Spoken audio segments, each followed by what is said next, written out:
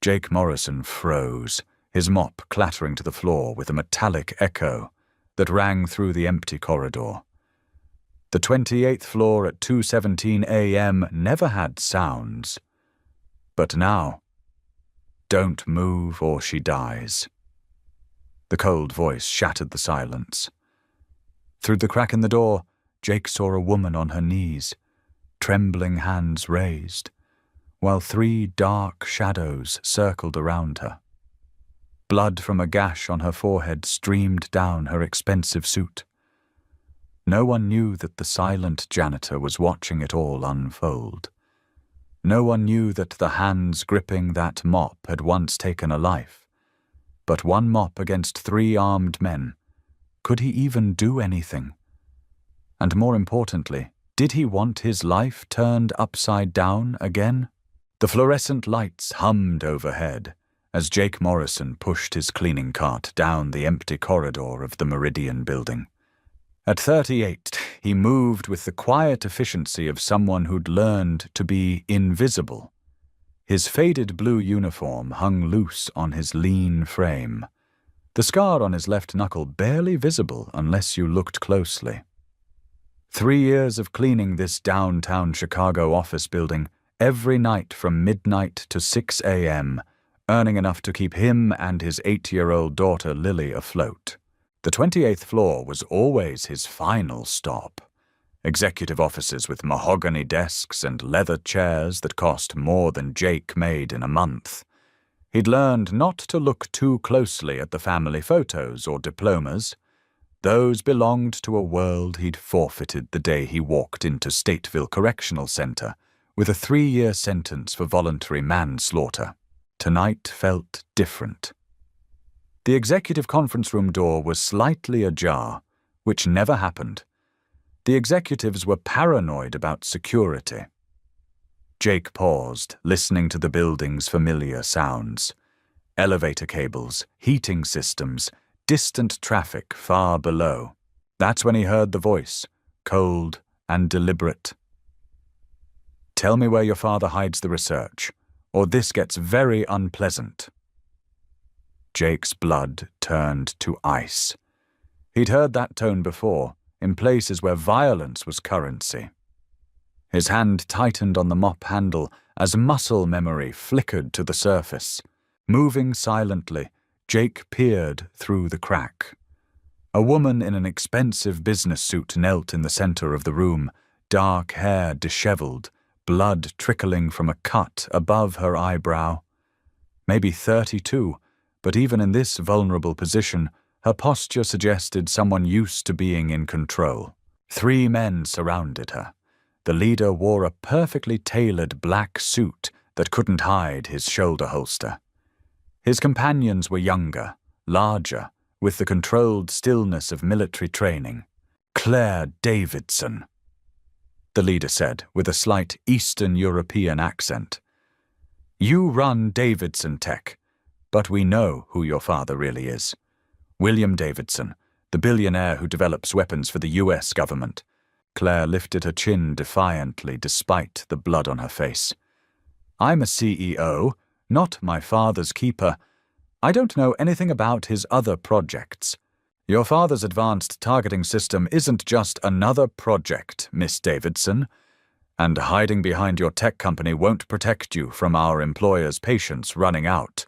Jake felt the familiar surge of adrenaline he hadn't experienced in years. His rational mind screamed at him to walk away, finish his shift, go home to Lily. He had a daughter to think about, rent to pay, a carefully constructed life that depended on staying invisible. But watching Claire Davidson maintain her dignity while 3 armed men decided her fate, something deeper than rationality kicked in. The same protective instinct that had landed him in prison 7 years ago when he'd stepped between a gang member and a terrified college student. The lead gunman nodded to his companion, who produced a knife. "We'll start with your fingers." Jake Morrison set down his mop, checked his watch, 2:19 a.m., and did what he'd sworn he'd never do again. The conference room door swung open silently. Jake's left hand clamped over the first gunman's mouth, while his right arm locked around the man's throat. 7 seconds later, 200 pounds of unconscious muscle hit the floor. The leader spun around, reaching for his holster, but Jake was already moving. The mop handle drove into the man's solar plexus before connecting with his chin. The crack echoed through the room. The third gunman lunged with the knife. Jake grabbed his wrist, twisted until something popped, then used the man's momentum to drive him face first into the conference table. When silence returned, Jake stood breathing hard, surrounded by 3 unconscious men. His hands shook slightly, not from fear, but from the familiar cocktail of adrenaline and regret that followed violence. Claire Davidson stared at him with shock, and something that might have been admiration. "Who are you?" "Police. FBI." Jake looked at his janitor's uniform, the mop bucket in the doorway. "Nobody special, just the guy who cleans the floors." He pulled out his phone. "Call 911. Don't mention me unless you have to." But Claire made no move to take the phone. That wasn't the reaction of nobody. These men will wake up eventually. When they do, you need to be somewhere else. Jake checked the unconscious men for identification, finding expensive suits and untraceable weapons. Professional kidnappers don't work alone. Elevator doors opened down the hall. Jake's head snapped up. "How many people knew you were here?" "Nobody. I told my assistant I was working late." Claire's uncertainty suggested otherwise. Multiple footsteps approached with military precision. Jake grabbed Claire's arm, pulling her towards the office bathroom. "Lock yourself in. Don't come out until you hear sirens." "What about you?" "I'll figure something out." Jake picked up the leader's dropped pistol and tried to remember urban combat lessons from his cellmate at Stateville. The door exploded inward as automatic weapons fire shattered windows. Jake dove behind the conference table as bullets splintered wood around him. 4 shooters in professional formation. This wasn't rescue. This was clean-up. Rolling left, Jake came up firing, placing 2 shots before dropping back as return fire chewed up the mahogany. Sirens wailed in the distance. The cleanup crew heard it too.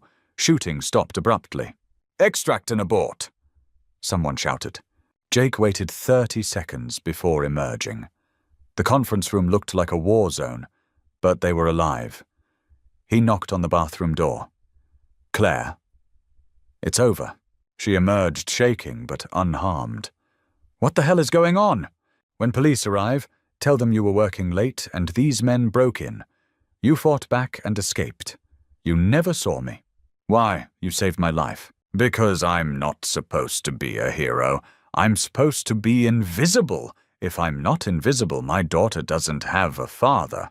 Red and blue lights reflected off buildings. Jake started towards the service stairwell. Claire's voice stopped him. "I don't even know your name." Jake turned back.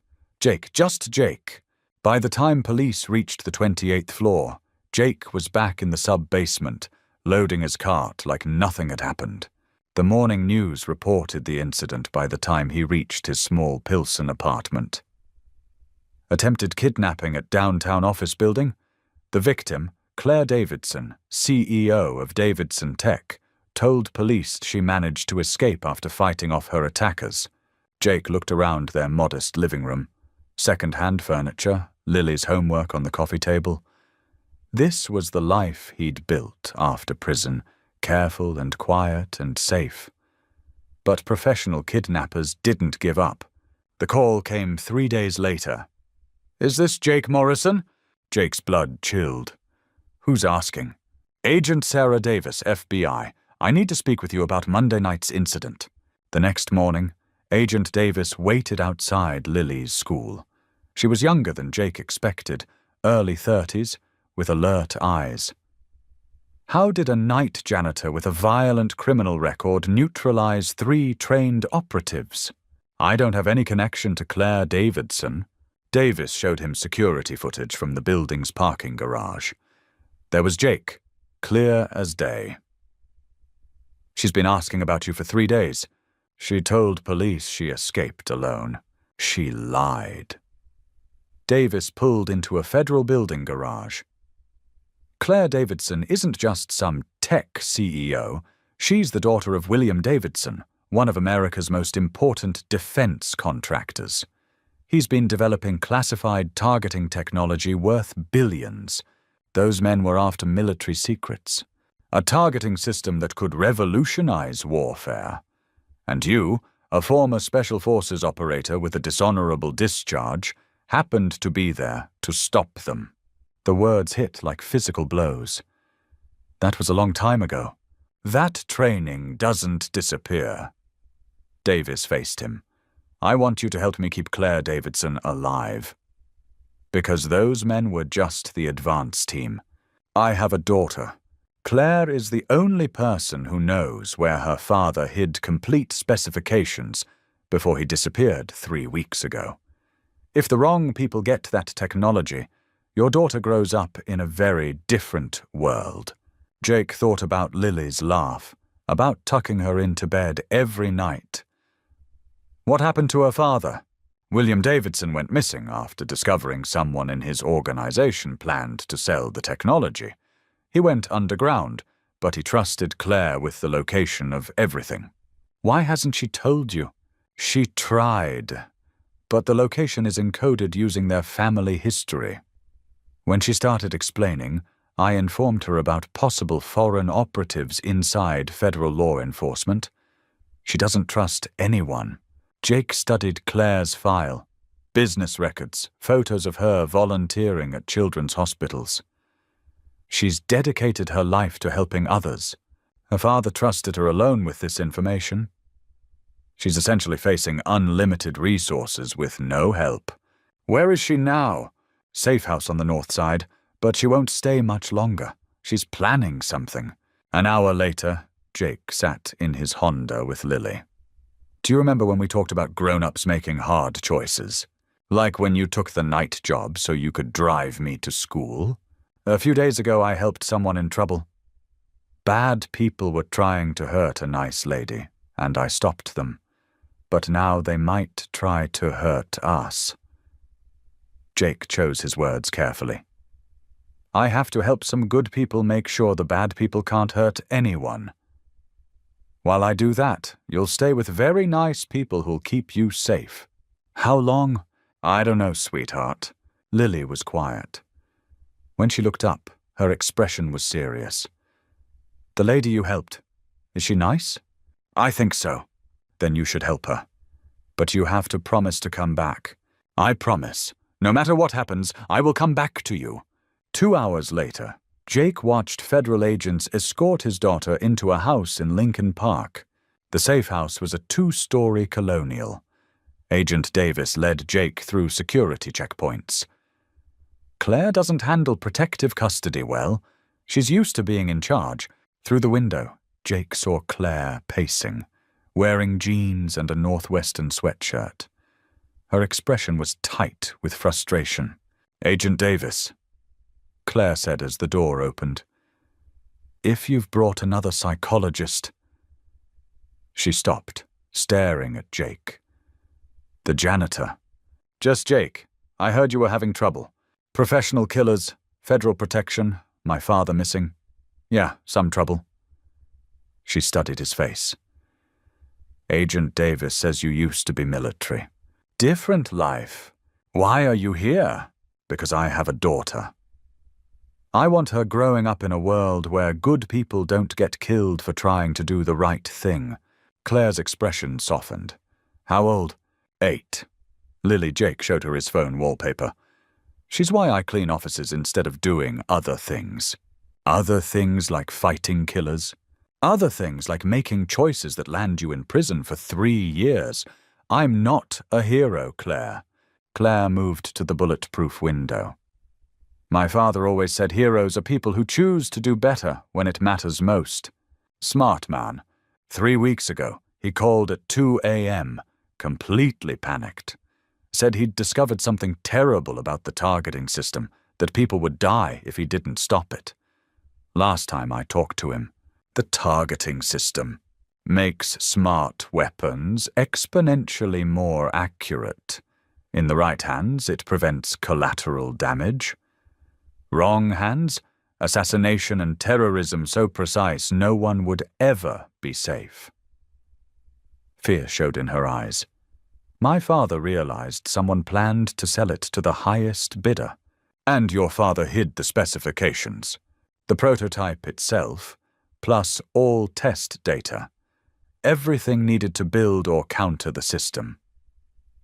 Claire sat heavily. He told me where it's hidden, but the information is encoded using our family history.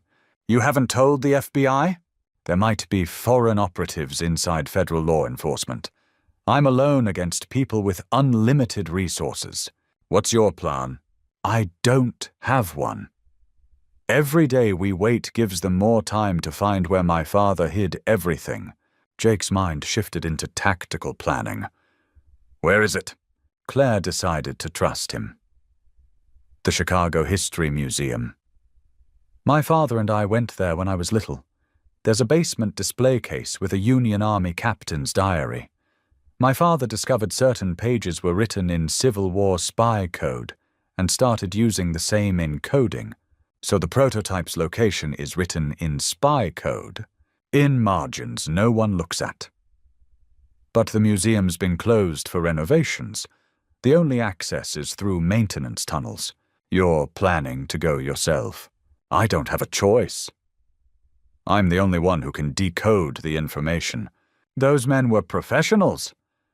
Going alone means walking into a trap. Then come with me. Jake thought about Lily, about the quiet life he'd built.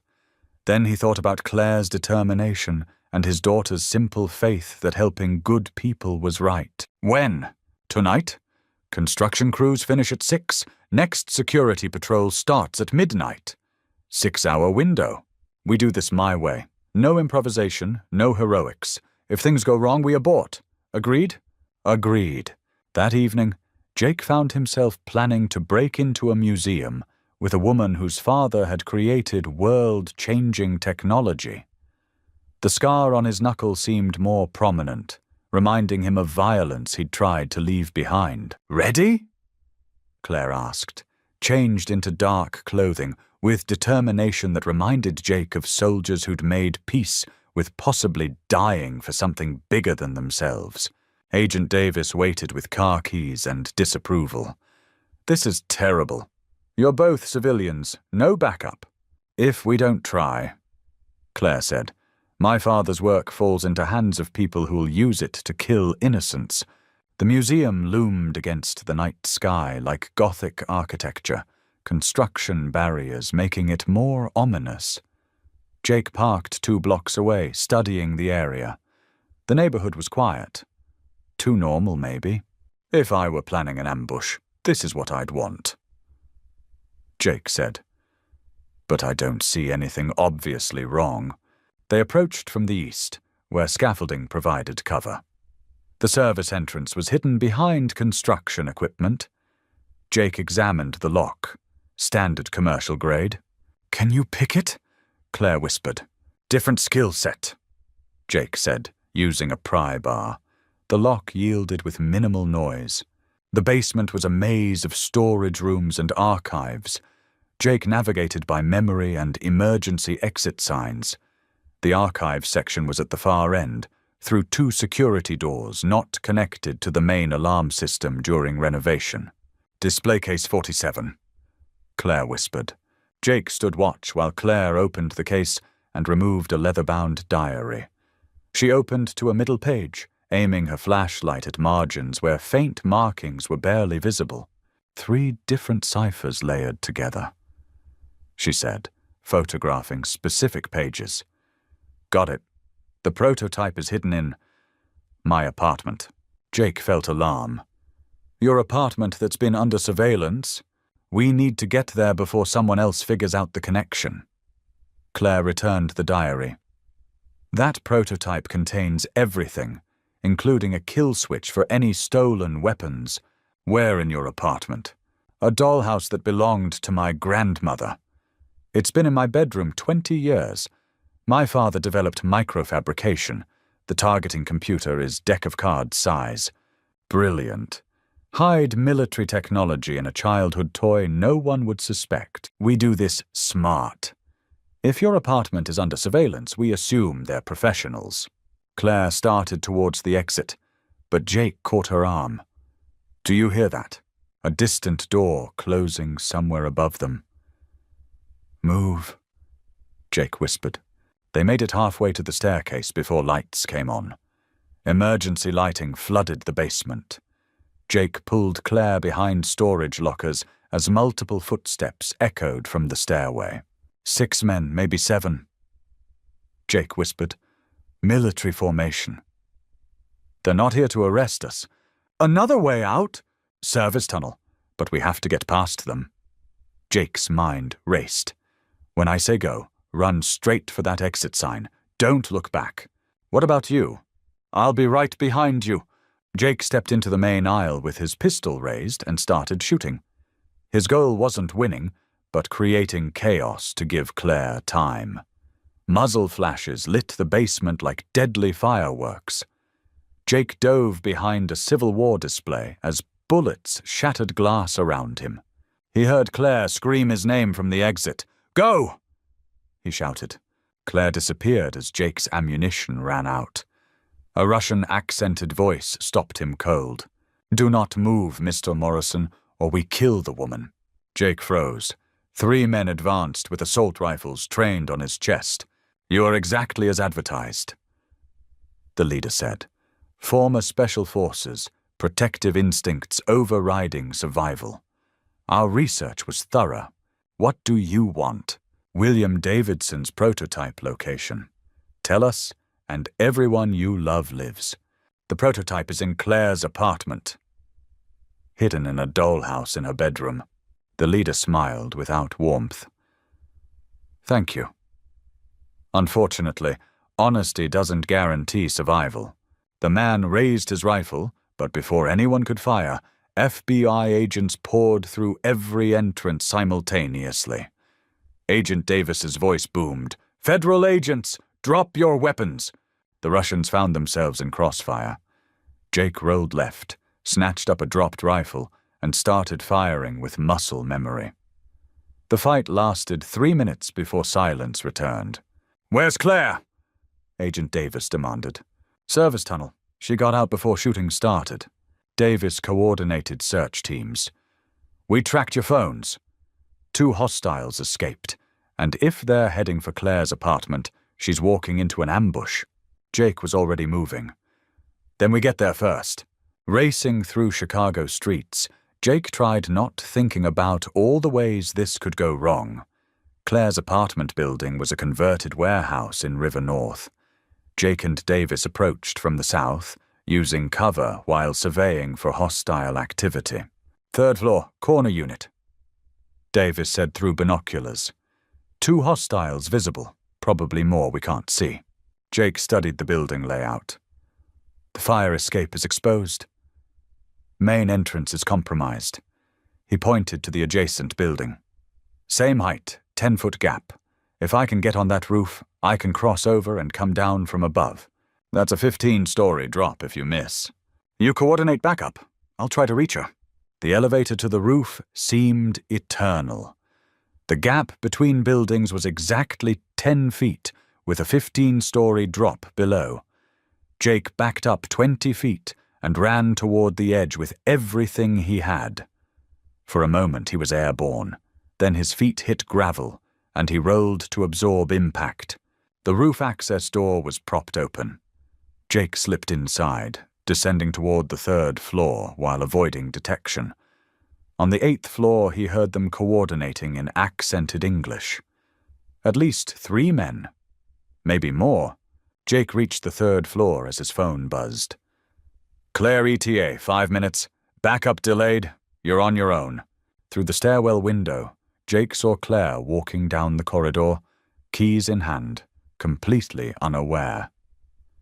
Behind her, 2 men in dark clothing waited for her to unlock her door. Jake had 30 seconds before Claire walked into a trap she couldn't survive. He pushed through the stairwell door and moved down the corridor. The two men were focused on Claire and didn't notice Jake approaching. Claire was at her door, inserting the key. Jake could see her profile, exhausted but determined, unaware that killers were positioning themselves to grab her. "Claire!" Jake shouted. "Get down!" Claire spun around, saw Jake running toward her, and dropped to the floor just as her apartment door exploded outward in gunfire and splinters. Two men burst out with automatic weapons while the team behind her moved to cut off escape. Jake was already firing, taking down the nearest hostile before diving behind a pillar as return fire forced him to cover. "Jake! This way!" Claire shouted from down the hallway. Jake emptied his magazine towards the apartment door, then sprinted toward Claire while reloading. He made it halfway before automatic fire stitched across the wall beside his head. "Federal agents!" Agent Davis's voice boomed from the stairwell. The cavalry had arrived, but they were coming upstairs while hostiles controlled the corridor. One hostile produced an explosive device and tossed it towards the stairwell. Jake grabbed Claire and pulled her into a maintenance alcove as the grenade detonated.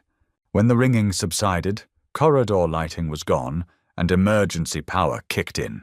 "Are you hurt?" Jake asked Claire in the red emergency lighting. "I'm okay." "Jake, the prototype. I need to get to the dollhouse before they find it." "You don't understand.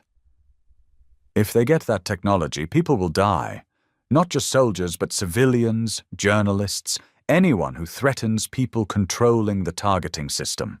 Jake saw the same determination from that conference room. "All right. But we do this smart." Claire's apartment door was hanging off its hinges, the interior a war zone. Furniture overturned, electronics smashed. The hostile team had been searching while waiting. "Bedroom," Claire whispered. The dollhouse was a detailed Victorian mansion on the dresser. Claire opened the front wall and reached inside. "Got it," she said, pulling out a smartphone-sized metal case. "Everything my father learned, plus kill codes." Jake took the case. "How do we know this is real?" Claire showed him a small display screen.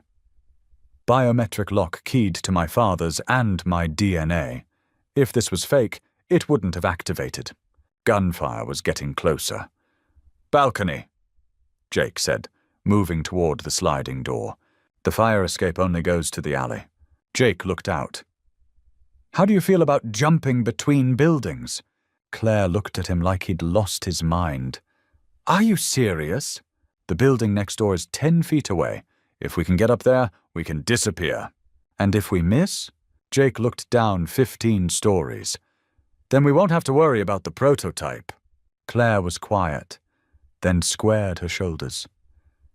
"My father always said sometimes the biggest risk is not taking any risks." They climbed over the balcony railing and up the fire escape. The metal stairs were old but held their weight. They reached roof level as the apartment below erupted in gunfire. 10 feet, Jake said, pointing to the adjacent structure. "I'll go first, then you follow." "Don't think about distance. Just run and jump when you reach the edge." Jake backed up 20 feet and sprinted towards the edge. For the second time that night, he was airborne over Chicago, but this time Claire followed immediately behind. They landed within seconds of each other. "I can't believe we just did that," Claire said, breathing hard. They made their way down and out onto the street, where Agent Davis was coordinating tactical teams and emergency responders. "Morrison!" Davis spotted them. "What happened up there?" "We got the prototype," Jake said, patting his jacket. "And Claire's alive." "Are you injured?" Davis asked Claire. "I'm okay. But Jake saved my life, again." Jake was about to respond when his phone rang. Unknown number, but the timing made his blood cold. "Morrison," he answered. "Mr. Morrison," a voice said in accented English. "You have something that belongs to our employers." "We have something that belongs to you." Jake's world tilted. What are you talking about? Your daughter is a lovely child. Very brave, very smart. We would hate for anything unfortunate to happen to her. Jake's vision went red. If you touch her, we wish to make a simple exchange. The prototype for your daughter's continued well-being. The FBI has her in protective custody. Mr. Morrison, we have been planning this operation for months. Did you really think we would not prepare for every contingency? Jake looked at Agent Davis, who was already on a radio trying to contact the safe house. What do you want? Millennium Park, near the Crown Fountain. 1 hour. You bring the prototype, we bring your daughter. And if I refuse, then tomorrow's newspapers will carry a very sad story about a little girl who was in the wrong place when very bad people decided to send a message. The line went dead. Agent Davis approached quietly. My people at the safe house aren't responding. Jake felt something cold settle in his chest. He was facing the choice he'd been dreading. Save Claire and protect technology that could change the world's power balance, or save his daughter and let killers walk away with weapons that could murder innocents. Jake, Claire said softly, I can't ask you to choose between your daughter and stopping these people. You're not asking. But I'm going to anyway. He pulled the prototype from his jacket and stared at the device containing William Davidson's life work. Then he looked at Claire, who'd risked everything to protect that technology. There has to be another way, he said. But even as the words left his mouth, Jake knew they weren't true. Sometimes you had to choose between impossible options and live with the consequences. Jake Morrison stood holding technology that could change the world in one hand and his daughter's life in the other, and tried to figure out how to save them both. An hour later, Jake approached the Crown Fountain in Millennium Park. Agent Davis had wanted full tactical response, but Jake refused. Professional kidnappers would be watching for federal presence. I count 6 positions, Jake said into his earpiece. These people are professionals. He moved closer to the fountain, where a small figure sat on a bench.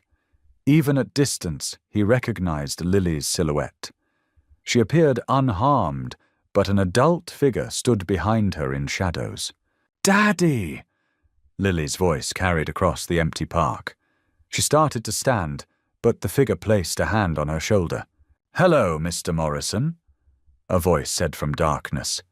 The same accented English, but now Jake could see the man, older, maybe 55, with controlled stillness suggesting military training. Thank you for being punctual. Let me see that she's okay.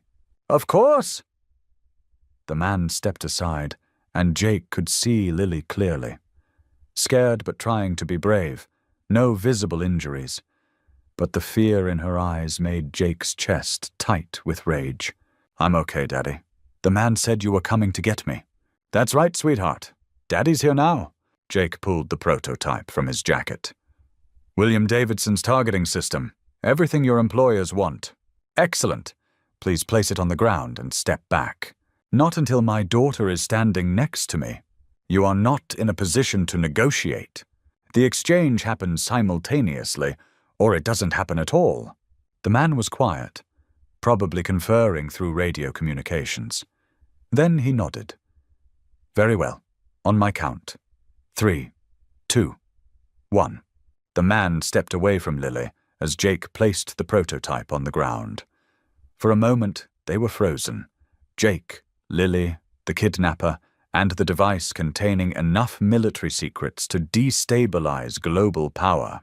Then Lily ran to her father, and Jake scooped her up, feeling 8 years of protective instincts finally ease. I was scared, Daddy, but I knew you would come. I promised I would come back. And Daddy always keeps his promises. The kidnapper retrieved the prototype and examined it. Thank you for your cooperation. That's when Jake heard distant helicopter rotors. Agent Davis had ignored his instructions, which meant this simple exchange was about to become a tactical nightmare. You lied, the man said, hand moving toward his weapon. "There are federal agents surrounding this location. I told them to stay away." The man spoke rapidly into his radio. Professional kidnappers with military training, facing federal agents who were equally well trained. Lily was caught in the middle when shooting started. "Daddy, what's happening?" "It's going to be okay. Just hold on tight." Jake started moving toward trees 30 yards away, but the kidnapper's voice stopped him. "I would not recommend trying to leave. My associates have this area surrounded, and they have orders to eliminate witnesses if this operation is compromised." Helicopters were close enough that Jake could see searchlights. Federal tactical teams would be fast roping down within minutes. "You have what you wanted. Take the prototype and go. Unfortunately, that is no longer possible." The man pulled out a pistol and aimed it not at Jake, but at Lily. "Your daughter has seen too much, and my employers do not tolerate loose ends." That's when Jake Morrison made the last decision of his carefully constructed, quiet life. He set Lily down behind the bench, looked directly into the kidnapper's eyes, and did the one thing he'd sworn never to do again. He went to war. Jake grabbed the kidnapper's gun hand and twisted hard enough to hear bones crack. The weapon discharged into the sky as they struggled. Jake drove his knee into the man's solar plexus, then brought his elbow down on his neck. The kidnapper dropped, but Jake was already moving. He scooped up Lily and the dropped pistol, then sprinted towards the tree line as automatic weapons fire erupted from multiple positions. "Federal agents!" someone shouted over a bullhorn. The response was a storm of gunfire that lit up the night. Jake reached the trees as bullets chewed up ground where they'd been standing, pulling Lily behind the largest trunk. "Are we going to be okay?" Lily asked, remarkably calm. "We're going to be fine. The good guys are here." "Are you one of the good guys, Daddy?" Jake looked down at his daughter, asking the question he'd been trying to answer for 3 years. "I'm trying to be, sweetheart. I'm trying very hard to be." The firefight lasted 10 minutes.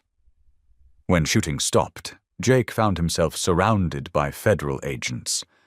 Agent Davis approached with her weapon drawn, but not aimed. "Morrison, where's the prototype?" Jake pointed toward the unconscious kidnapper. He had it when shooting started. Davis dispatched agents to search, but Jake already knew what they'd find. Professional criminals didn't carry evidence when they might get arrested. The prototype was probably already on its way out of the country. "Nothing," an agent reported. "Then we lost it," Davis said grimly. "The most dangerous military technology ever created is now in the hands of international criminals." Jake looked down at Lily, holding his hand and trying not to cry. She'd been kidnapped, threatened, caught in a gun battle, all because her father tried to do the right thing. The quiet life he'd built was gone. But thinking about Claire Davidson, probably being debriefed somewhere in the city, Jake realized he couldn't regret his choices.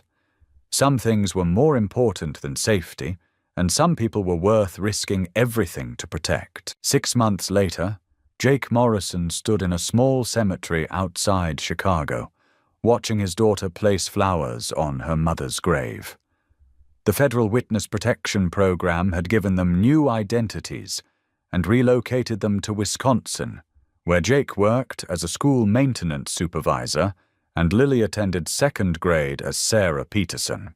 It wasn't the life he'd planned, but it was safe.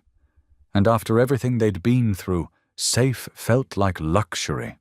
His phone buzzed with a text from an unknown number. "Your daughter looks happy. Thank you for everything you sacrificed.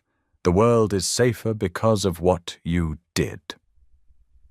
Jake deleted the message.